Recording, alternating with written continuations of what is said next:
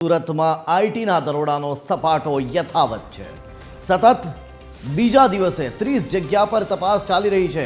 બીજો દિવસ ચાલી રહ્યો છે, બીજો દિવસ પણ હવે પૂરો થવાને આરે છે, ત્યારે તપાસ હજી પણ ચાલી રહી છે। વસંત ગજેરા અને ચુનીભાઈ ગજરાને ત્યાં આ તપાસ ચાલી રહી છે, ત્યારે અનિલ બગદાણાને ત્યાં પણ ઇન્ક્વાયરી હાલ યથાવત છે।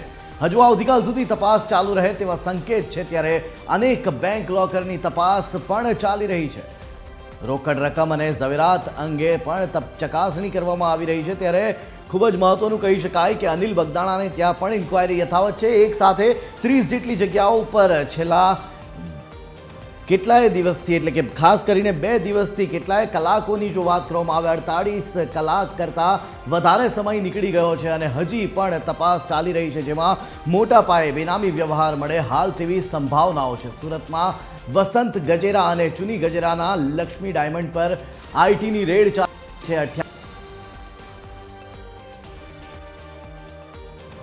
હજી પણ યથાવત છે। લક્ષ્મી ડાયમંડના માલિક વસંત ગજેરા ડાયમંડ ફેક્ટરીએ પહોંચ્યા હતા અને ઉદ્યોગપતિ વસંત ગજેરાએ પ્રતિક્રિયા પણ આપી હતી। વસંત ગજરાએ ઇન્કમટેક્સની રેડ પડી હોવાની પુષ્ટિ કરી અને આઈટી રેડના કારણથી ઉદ્યોગપતિ અજાણ હોવાની પણ તેમણે વાત કરી। વધુમાં તેમણે શું કહ્યું, સૌથી પહેલા એ સાંભળી લઈએ। ઇન્કમટેક્સ વાળા એનું કામ કરે છે અને અમે અમારું કામ કરીએ છીએ, એમાં બીજું છે શું કઈ છે ભાઈ? એ તો એનું ગવર્મેન્ટનું કામ છે, ગવર્મેન્ટ કામ કરે યાર। આપ મીડિયા છે ને માટે આવ્યા, તમે તમારું કામ કરો છો, એનું કામ કરે છે, કઈ છે જ નહીં, છે જ નહીં કોઈ। આ તો એમાં શું 20 કલાક થયા તો શું થાય? એ તો એ લોકોનું ચેકિંગ કરે, અમે શું મને ફરક પડે? અમે સાથ આપીએ, એ લોકો સાથ આપે, કોઈ પ્રોબ્લેમ નથી। તો છેલ્લા 2 દિવસથી આ દરોડાની કામગીરી ચાલી રહી છે। મોટા પાયે બેનામી વ્યવહાર મળવાની સંભાવના છે, ત્યારે ખાસ કરીને રોકડ રકમ અને ઝવેરાત અંગેની ચકાસણીઓ ચાલી રહી છે। આજ મામલે વિસ્તારથી વાત કરવા માટે સુરતથી આપણી સાથે જોડાઈ ચૂક્યા છે સંવાદદાતા દિવ્યેશ। સીધા જઈશું સુરત દિવ્યેશ પાસે। દિવ્યેશ, જણાવશો કે 2 દિવસથી આ પ્રકારની તપાસની દરોડાની કામગીરી ચાલી રહી છે અને હજી પણ એ સર્ચ ઓપરેશન અથવા તો એમ કહી શકાય કે આઈટીના દરોડા ચાલી રહ્યા છે। ગજરાજી આજે મળ્યા, તેમણે મીડિયા સાથે વાતો પણ કરી, પણ હવે આ દરોડામાં શું છે નવી માહિતી? દિવ્યેશ।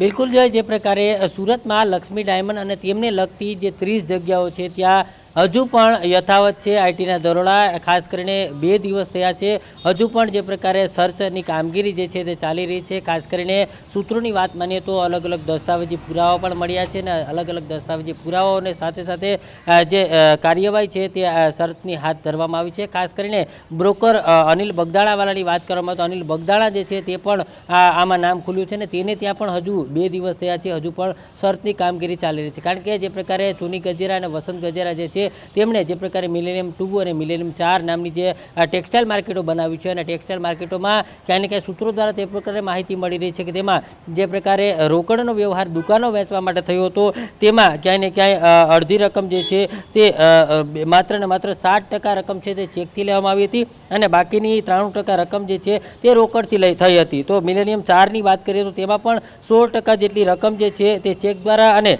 83% જેટલી રકમ રોકડ દ્વારા, એટલે આમ જે બેનામી સંપત્તિ ભેગી કરી હતી તે બેનામી સંપત્તિ રાકેશ ગજેરા નામનો જે વ્યક્તિ જે છે તે રાકેશ ગજેરાને હોંગકોંગ જે છે તે મોકલી હતી અને ખાસ કરીને હોંગકોંગ વિદેશ નાણાં છે તે મોકલાયા હોવાની આખી માહિતી આવી રહી છે। ત્યારબાદ જે પ્રકારે આ બ્રોકર જે છે બગદાણાવાળા અનિલ બગદાણાવાળા જે બ્રોકર તરીકે જે અહીંયા કામ કરી રહ્યો છે, તેમણે ક્યાંય ને ક્યાંય વસંત ગજેરા અને ચુની ગજેરાની જે અલગ અલગ જમીનો હતી કે તેમાં જમીનોમાં પણ લોચાવાળી જમીનો હતી, તે પણમાં તેમનો પણ આખી સંડોવણી હોવાની વાત સામે આવી હતી। એટલે અલગ અલગ જે 30 જેટલી જગ્યાઓ છે તે 30 જેટલી જગ્યાઓમાં હજુ પણ દરોડા અને સર્ચની કાર્યવાહી છે તે યથાવત છે અને ખાસ કરીને જો આ આખા મામલાની વાત કરવામાં આવે તો હજુ પણ કાલે સર્ચની કામગીરી ચાલે તેવી શક્યતાઓ છે। કારણ કે જે પ્રકારે સતત ને સતત જે અલગ અલગ નાણાં બેંકની રકમો અને સાથે દસ્તાવેજી પુરાવા મળી રહ્યા છે તેને જોતા હજુ પણ આઈટીની કામગીરી જે છે તે યથાવત રહેશે। કારણ કે જે પ્રકારે રિયલ એસ્ટેટના વ્યવસાય તેમજ ડાયમંડના વ્યવસાય સહિત જે અલગ અલગ જે 30 જેટલી જગ્યાઓ જે છે, ખાસ કરીને સુરત, અમદાવાદ, મુંબઈ, બેંગ્લોર અને દિલ્હીમાં તેમણે જે પ્રોપર્ટીમાં રોકાણ કર્યું છે। દિવ્યેશ, શરૂઆતમાં મેહુલ ચોકસી સાથેના કનેક્શનોની વાતો પણ આવતી હતી, પણ વસંત ગજરાએ જ્યારે આજે મીડિયા સમક્ષ વાત રાખી ત્યારે તેમણે કહી દીધું કે કોઈ એવું કનેક્શન નહોતું। આખરે શું હતી આ વાત, દિવ્યેશ? બિલકુલ જે પ્રકારે મેહુલ ચોકસીની સાથે વાત કરવામાં આવે તો મેહુલ ચોકસી સાથે સીધું કનેક્શન એટલા માટે કહી શકાય કે જે પ્રકારે રાકેશ ગજેરા હતો તેમને આ વિદેશથી નાણાં જે મોકલ્યા હતા તેમાં પહેલાં જે પ્રકારની ભાગીદારી હતી તે ભાગીદારીની વાત કરવામાં આવે તો જે બિલ્ડર સાથે ઉદ્યોગપતિ જે મેહુલ ચોકસી હતો તેમાં જે અશોક ગજેરા, રાકેશ ગજેરા, વસંત ગજેરા અને ચુની ગજેરા સાથે અન્ય લોકો હતા. તેમણે સેલ કંપનીઓ સાથે 45 જેટલી જે કંપનીઓ હતી ને ખાસ કરીને જે લક્ષ્મી ગ્રુપ ઓફ કંપની ચલાવે છે તેવા ગજેરા બંધુઓએ સાથે મળી અને મિલેનિયમમાં પણ રોકાણ કર્યું હતું. આમ જે મેહુલ ચોકસી જે છે તેમનું સીધું કનેક્શન આમની સાથે જોડાઈ રહ્યું છે અને તેમના રૂપિયા અહીંયા પણ આવ્યા હોય તેવી શક્યતાઓ આઈટીને થઈ હતી ને ઇન્કમટેક્સ વિભાગ દ્વારા તેને લઈને પણ સર્ચ ઓપરેશન હાથ ધરવામાં આવ્યું હતું. પરંતુ જે પ્રકારે વસંત ગજેરા વાત કરી રહ્યા છે કે તેમને આખી મામલાની જાણ નથી, પરંતુ આખો મામલો તેમની સામે સીધી જ આંગળી ચીંધી રહ્યો છે. કારણ કે જે પ્રકારે મેહુલ ચોકસીના નાણાં જે છે તેઓ આ વસંત ગજેરા અને ચુની ગજેરા સાથે તેમના અન્ય ભાગીદારો જે છે તે ફેરવી રહ્યા છે અને તે પ્રકારની માહિતી